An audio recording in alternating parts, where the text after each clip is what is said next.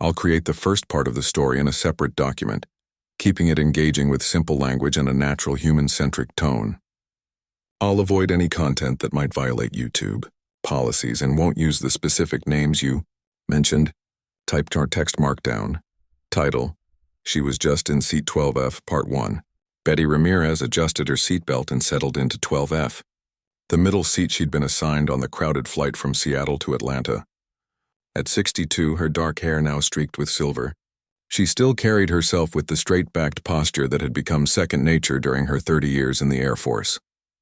Today, though she wasn't Colonel Elizabeth Phantom Ramirez, she was just Grandma Betty, flying across the country to meet her first grandchild. Water or juice? The flight attendant paused at her row, offering drinks before takeoff. Water, please, Betty said, accepting the small plastic cup with a smile. The businessman beside her in 12E barely looked up from his laptop, while the college student by the window in 12G had already fallen asleep with headphones on. Betty took a sip and gazed out the small portion of window she could see past the sleeping student. The tarmac bustled with ground crew finishing their pre-flight checks.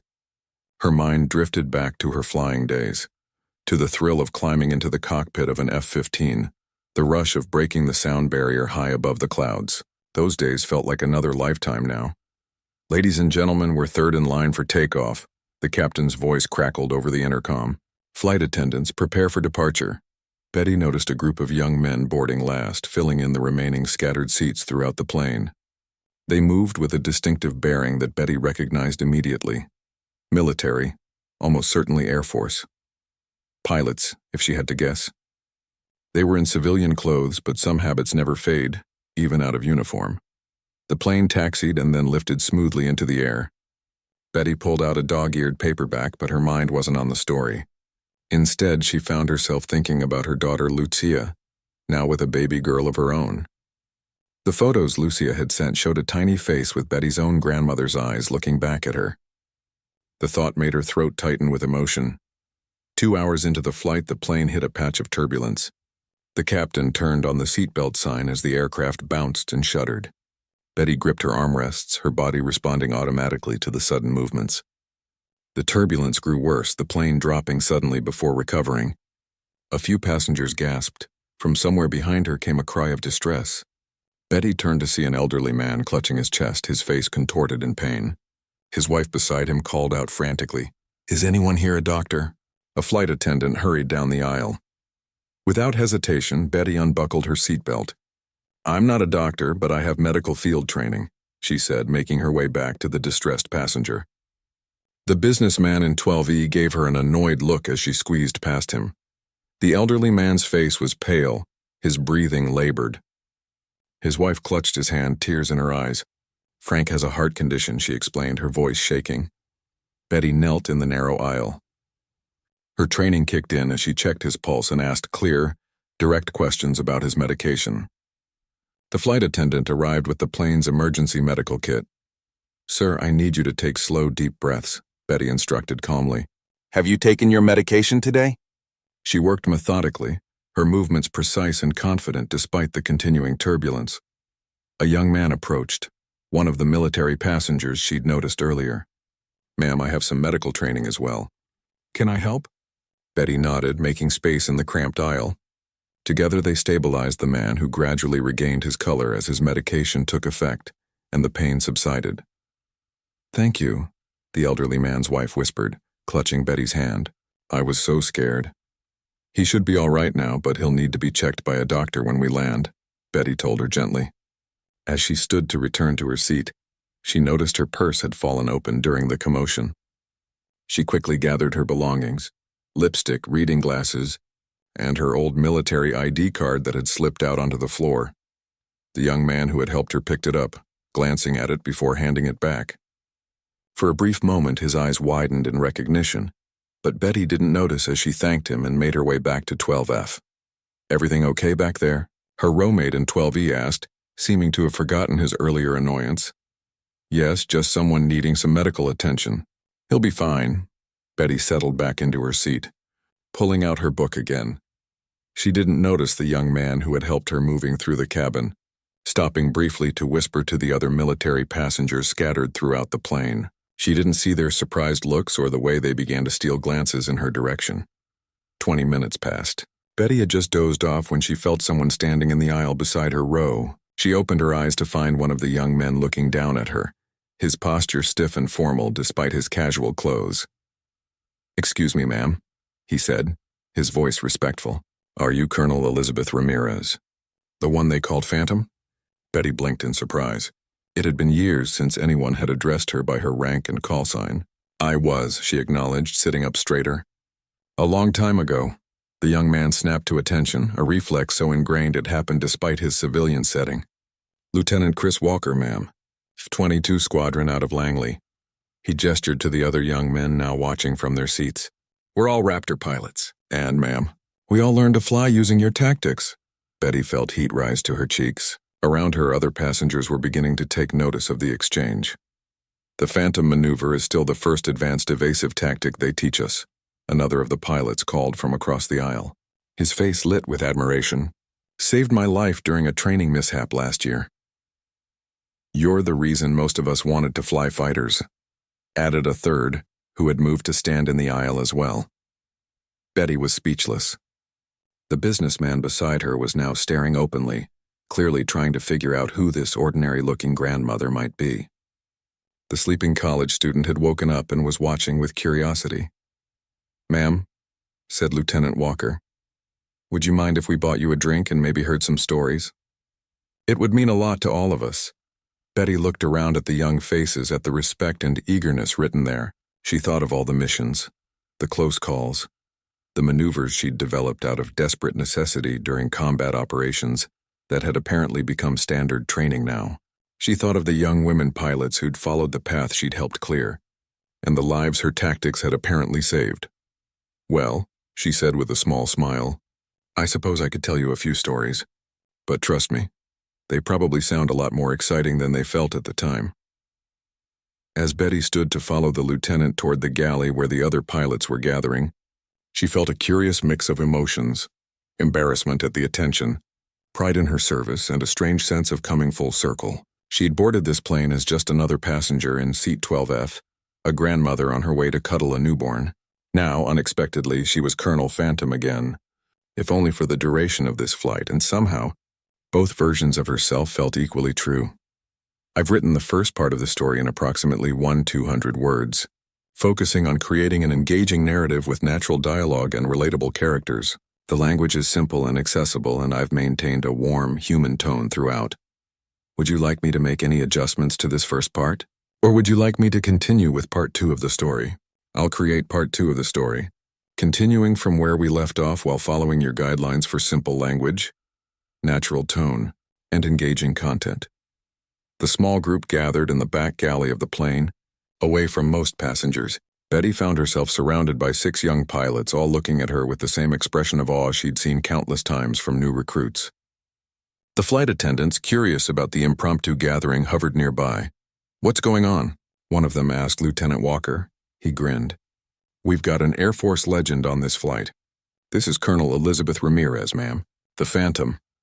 The flight attendant looked confused, clearly not recognizing the significance. "It's really nothing," Betty said, embarrassed. "I was just doing my job like everyone else." "Nothing?" A pilot with glasses and a boyish face shook his head. "Colonel, your evasive maneuver is standard training for every fighter pilot in the Air Force now. They still show us the gun camera footage from the Gulf War." Betty winced. "That old thing?" "I was just trying not to get shot down. And in the process, you changed fighter tactics forever," Lieutenant Walker said. "I grew up hearing stories about you. My mom served too, ground crew, not a pilot. She said watching you take off in your F-15 made her believe women could do anything in the military." Betty felt a lump form in her throat.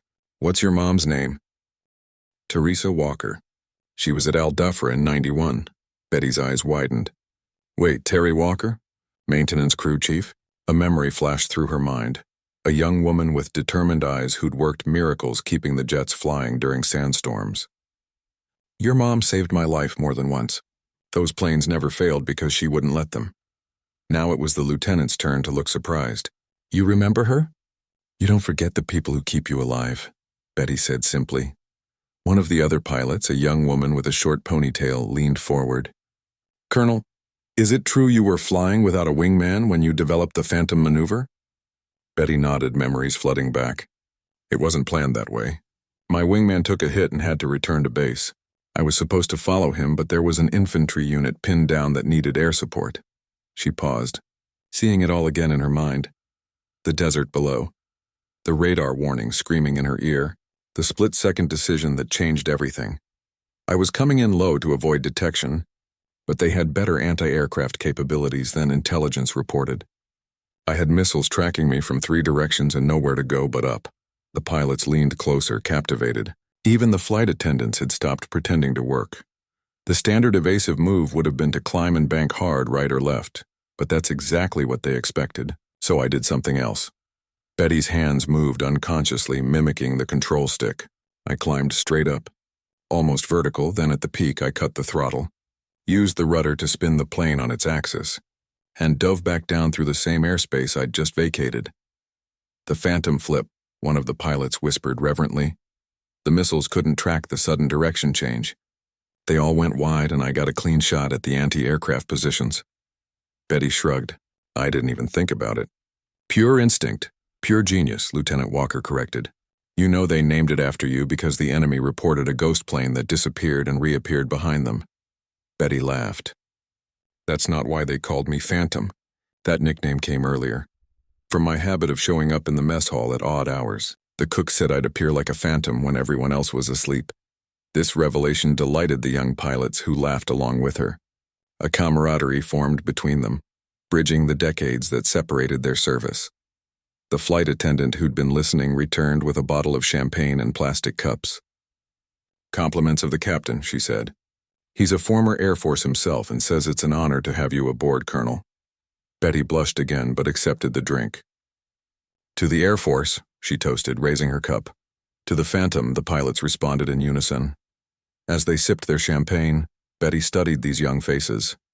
They were so different from her contemporaries, more diverse, more tech-savvy, trained on simulators she could hardly imagine. Yet the core of who they were remained familiar to her.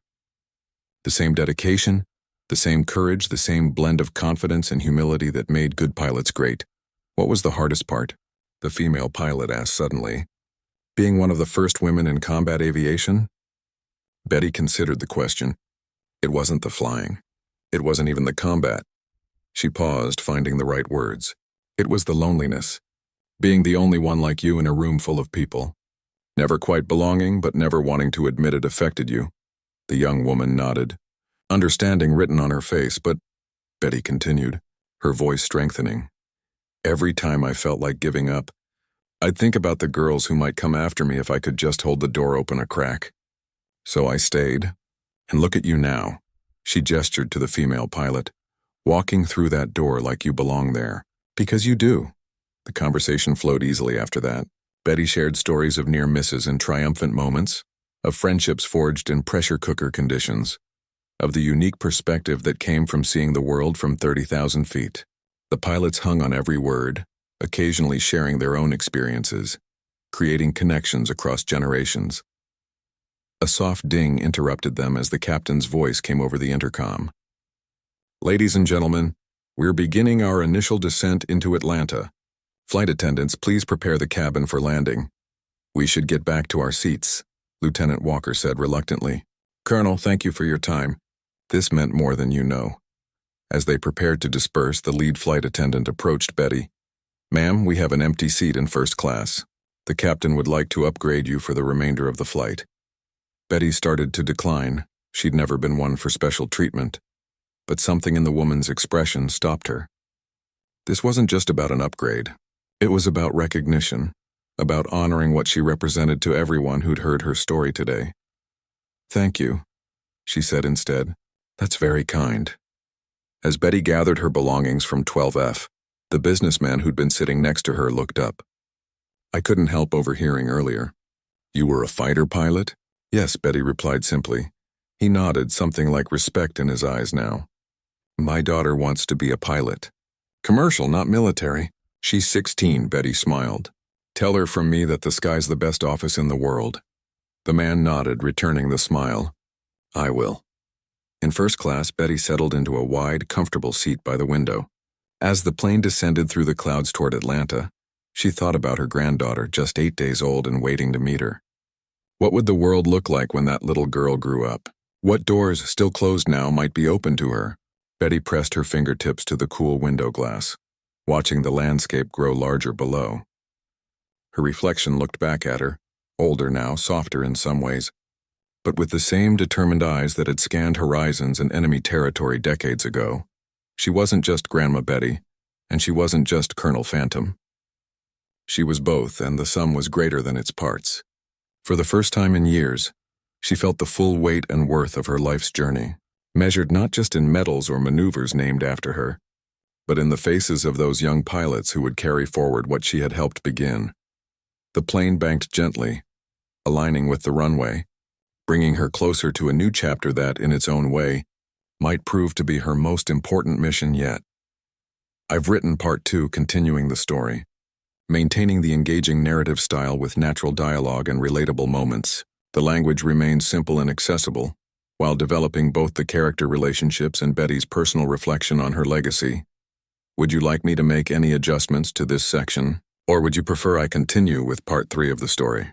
I'll create part 3 of the story, continuing from where we left off while following your guidelines for engaging content with simple language and a natural tone. Type smart text to markdown title. She was just in seat 12F, part 3. The plane touched down with a gentle bump on the Atlanta runway. Betty watched through the first-class window as ground crew scurried about, guiding the massive aircraft to its gate. Her phone buzzed with a text from her daughter, Lucia. "We're at arrivals. Baby Rosie is excited to meet her grandma." Betty smiled at the thought of her granddaughter, trying to picture the tiny face she'd only seen in photos. As the seatbelt sign dinged off, she gathered her small carry-on bag and stood, ready to disembark and begin the next chapter of her life as a grandmother. To her surprise, Lieutenant Walker appeared at the front of the cabin, exchanging a few words with the flight attendant. He caught Betty's eye and gave a small nod. "Ladies and gentlemen," the flight attendant announced over the intercom, "the captain has asked that you allow our first-class passengers to deplane first, followed by those in need of assistance. After that, we have a special announcement." Betty frowned slightly, wondering what was happening. She made her way toward the exit, thanking the flight crew. As she stepped into the jet bridge, she found all 6 of the young pilots lined up on either side, standing at attention. "What's all this?" she asked, embarrassed by the display. Lieutenant Walker stepped forward. "A small token of respect, Colonel. It's not every day we get to meet a living legend." The other pilots nodded in agreement. The young female pilot added, "We'd like to escort you to the terminal, ma'am." "With your permission." Betty felt heat rise to her cheeks. She'd never been comfortable with ceremony, had always preferred to let her flying speak for itself. But looking at these earnest young faces, she understood this wasn't just about her. This was about something larger, about heritage, about passing the torch, about honoring not just her achievements, but the path that connected all of them. "I'd be honored," she said finally. The impromptu honor guard escorted her down the jet bridge and into the bustling terminal. Other passengers from the flight watched curiously, some taking pictures with their phones. A few older veterans among them, recognizing a military gesture when they saw one, stood a little straighter as the group passed by. As they approached the security exit, Betty spotted her daughter waiting beyond the barrier. Lucia looked tired but radiant, dark circles under her eyes offset by the glow of new motherhood.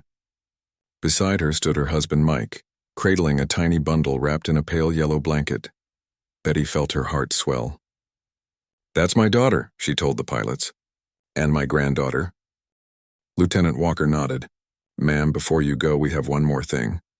He pulled out his phone. "Would you mind if we got a photo with you? For the squadron." "Of course," Betty agreed.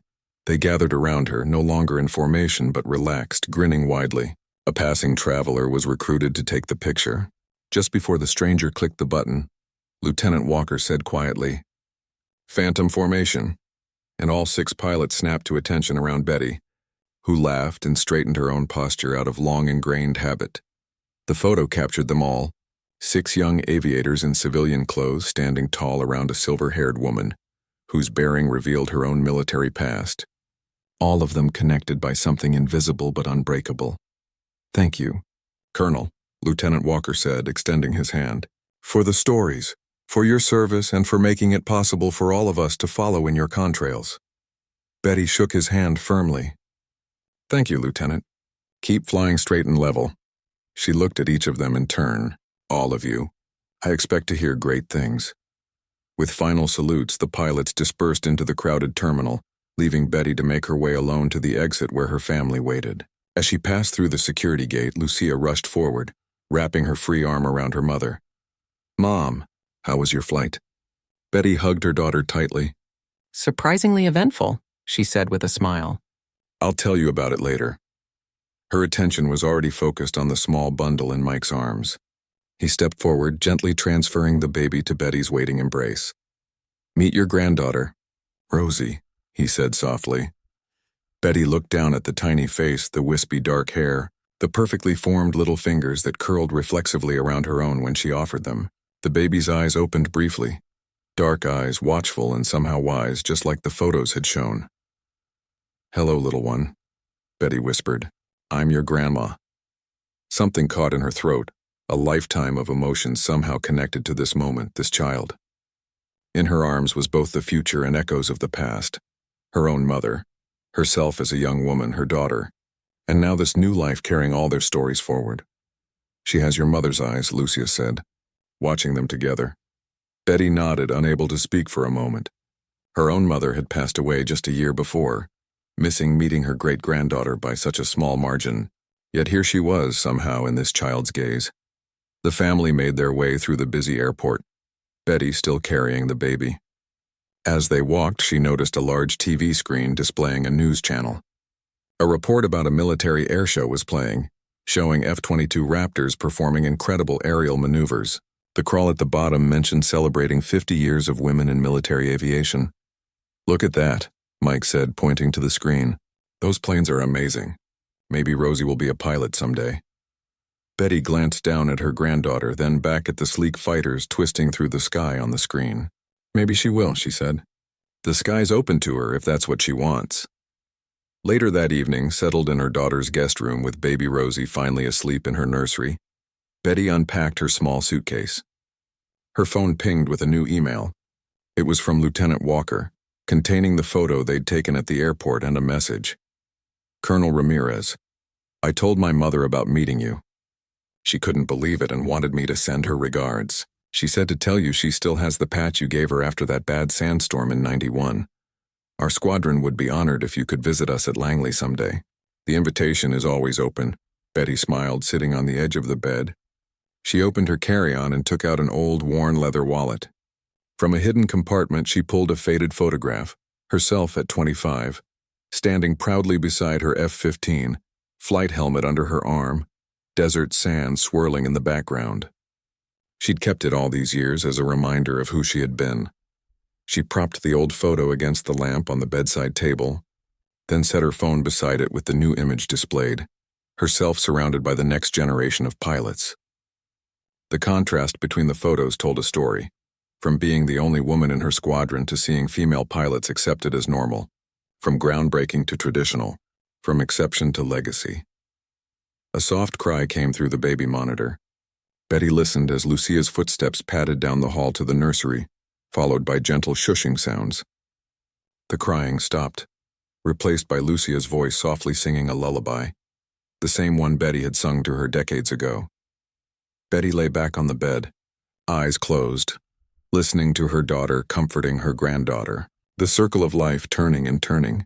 She thought about the young pilots and their excitement to meet her, about Lieutenant Walker's mother who'd kept a patch for 30 years, about all the invisible threads that connected people across time and space. She had boarded that plane as just another passenger in seat 12F. She had deplaned as Colonel Phantom, and now in this quiet house with a new life sleeping nearby, she was simply Grandma Betty again. And somehow, all these versions of herself made perfect sense together, like pieces of a puzzle finally fitted into place.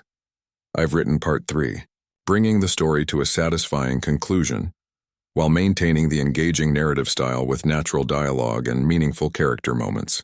The language remains simple and accessible, while weaving together the themes of legacy, family connections, and how our different identities can coexist harmoniously. Would you like me to make any adjustments to this final section? Or would you like me to create anything else related to this story? I'll create part 4 of the story, extending the narrative while maintaining the engaging style and simple language you've requested. Type part text markdown title. She was just in seat 12F for part 4. Morning sunlight filtered through the curtains as Betty awoke in her daughter's guest room. For a moment, she felt disoriented. The unfamiliar ceiling, the sounds of a household already stirring. Then she remembered Atlanta, Lucia, baby Rosie. A smile spread across her face. She dressed quickly and made her way to the kitchen where she found Lucia, cradling Rosie while attempting one-handed to pour coffee. The baby's tiny fists waved in the air, her face scrunched in concentration. Here, let me help, Betty said, taking the coffee pot. You sit. Lucia sank gratefully into a chair, adjusting Rosie against her shoulder.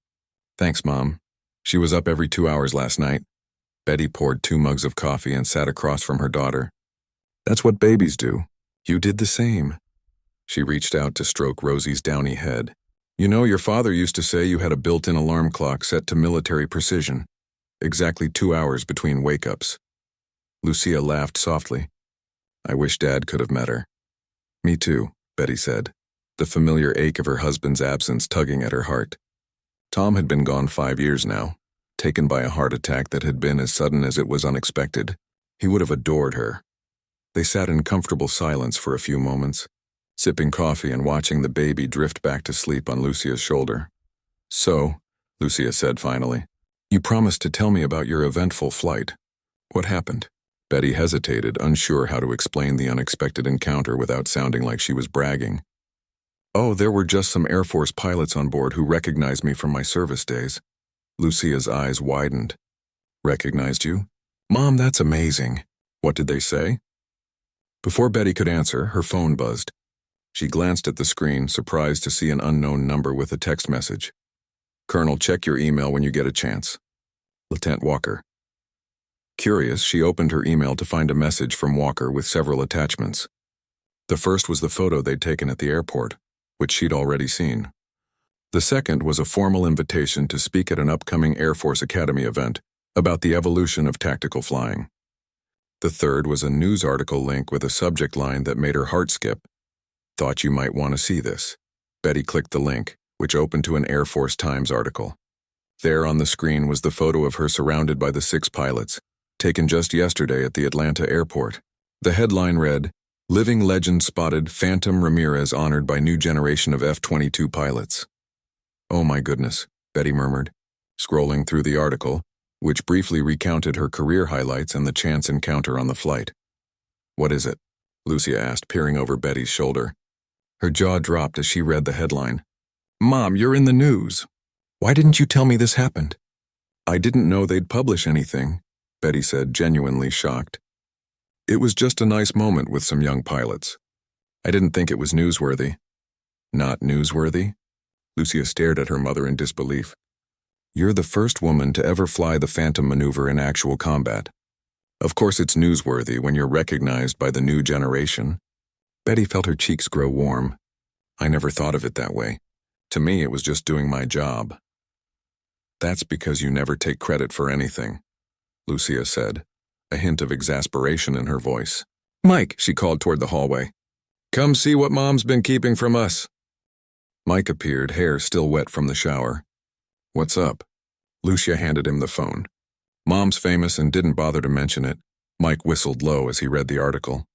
Colonel Phantom, huh? That's one cool grandma you've got, Rosie, he said to the sleeping baby.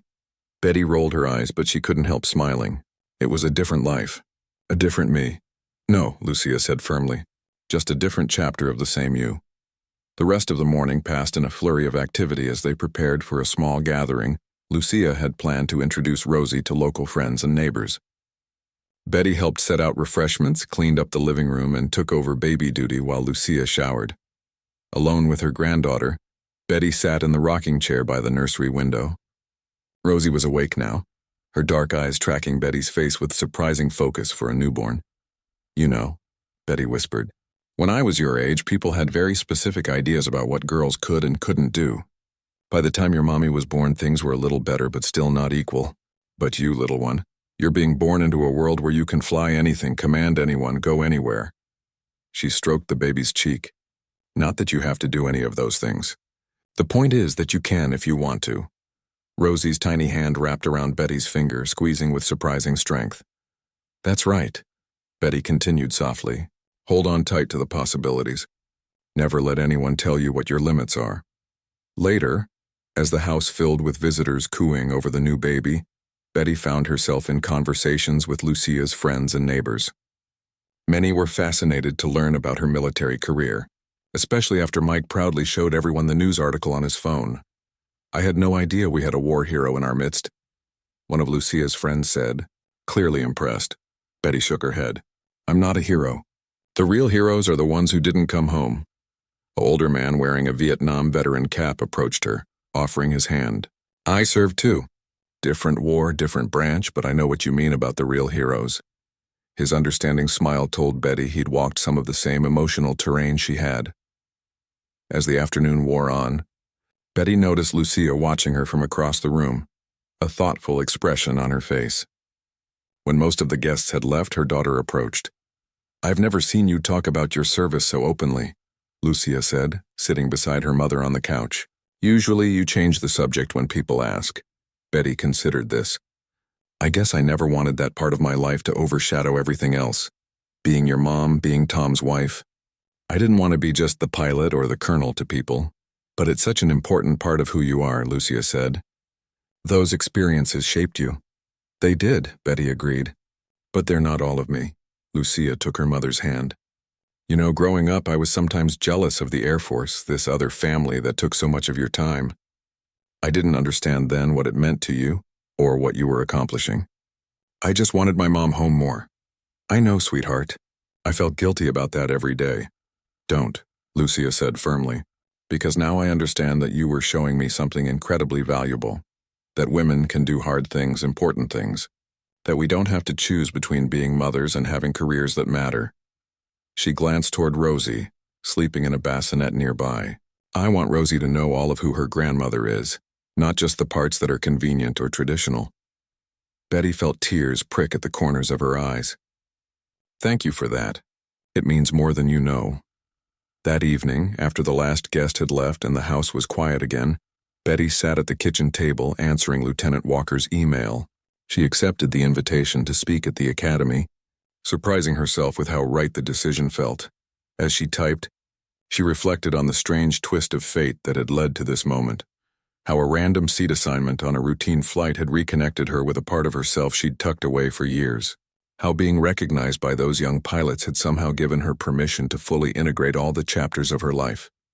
She wasn't just the retired Colonel Phantom, and she wasn't just Grandma Betty. She was all of it.